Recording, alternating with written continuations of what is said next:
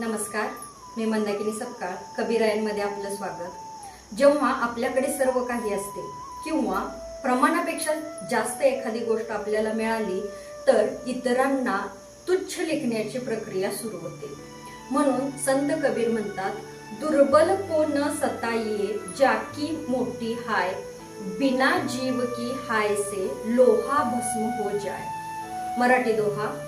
दुर्बलांना नका देऊ त्रास, लागे मोठा शाप, लोखंड ही वितळते लागता प्रेताचा शाप.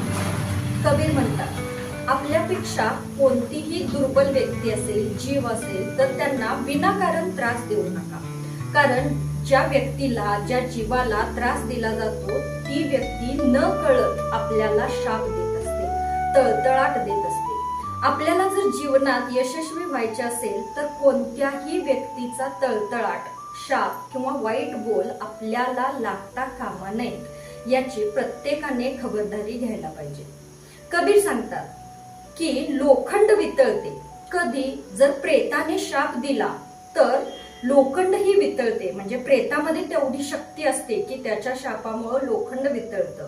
म्हणून आपण कोणत्याही दुर्बल घटकांना, कमजोर लोकांना त्रास देऊ नये. म्हणून कबीर म्हणतात, दुर्बल को न सताइए जाके मोठी हाय, बिना जीव की हाय से लोहा भस्म हो जाए. धन्यवाद.